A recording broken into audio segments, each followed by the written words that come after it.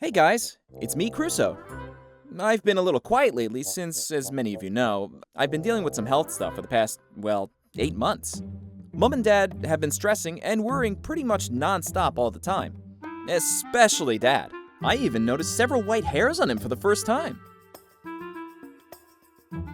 So, you might be wondering what's been going on with me. I'm going to share that with you in this video. Back in June of 2020, I went for surgery to have my gallbladder removed. It'll help to understand a little bit of anatomy.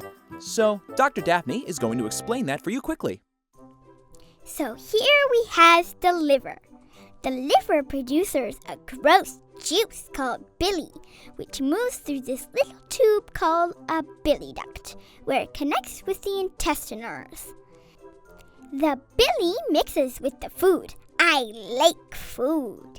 To help break down fat so it can be digested. This little pouchy thing is called the gallbladder and connects with the bile duct. It serves to store extra bile and squishers to pump bile through the tube. Without a gallbladder, the bile just maintains a slow trickle from the liver to the intestines. Thank you, Dr. Daphne. It's pronounced bile, but I think you guys get the gist of it.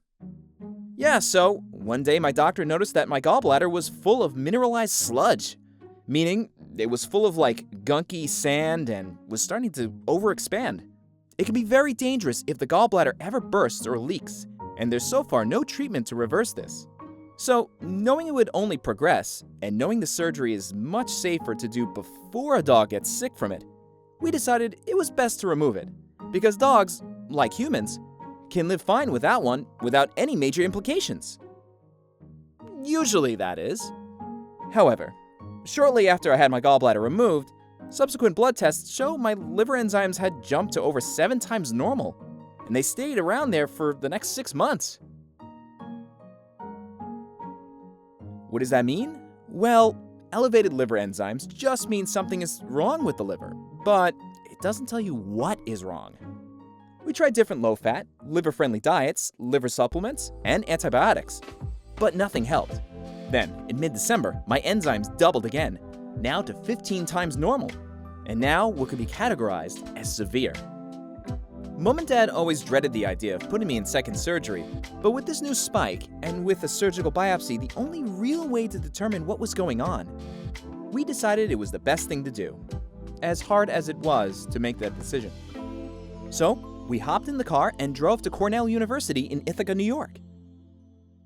Why Cornell? Well, they are not only one of the top veterinary schools and animal hospitals, but they are also very well known for their expertise and experience in liver cases. In fact, we had already been consulting with a woman there named Dr. Center, who is one of the most renowned and reputed liver specialists in veterinary medicine in the world. Also, a shout out to Dr. Mick there as well. So, off I went to surgery. Mom and Dad were beside themselves with anxiety and broken hearts for putting me through this again, and prayed they were making the right decision. Dr. Biode, my surgeon, took biopsies of my liver, pancreas, and intestine laparoscopically to test in the lab. They wanted to flush out my bile duct, that tube Daphne showed you earlier, as they thought there might be something in there. And guess what? Turns out it was full of that same sandy material. I spent 3 days in the hospital recovering, but I was in good hands. One of the vet students was my personal caretaker and became my friend. She even brought me a little coat to wear. The biopsies revealed a few things. No bacteria, which was good because infection was always our top theory. Mild chronic pancreatitis. I say mild because it never seemed to have affected me. And also, which was a surprise, inflammatory bowel disease, aka IBD. So, it's quite a mixed bag. All these things probably compounded together. They all affect each other and the liver, and resultantly, the liver enzymes.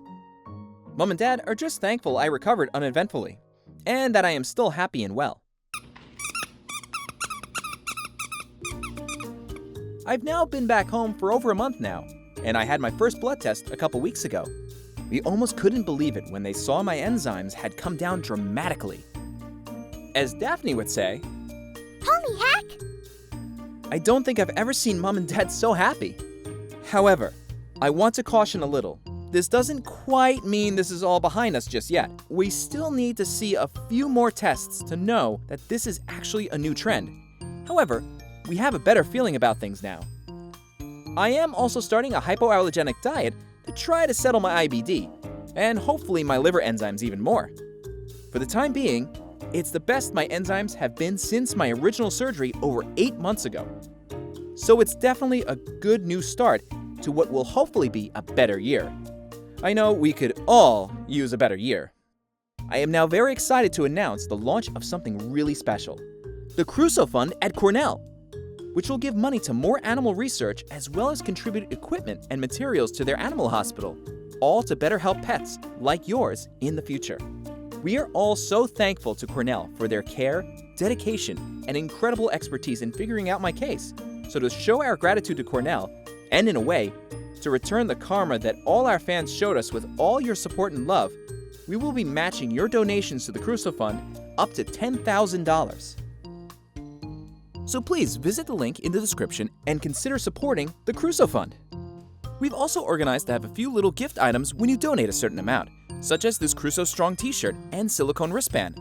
Just a little way to show your pride in supporting the Crusoe Fund and in being a Crusoe fan. Thank you all for your support, love, fandom, and any donations you can contribute.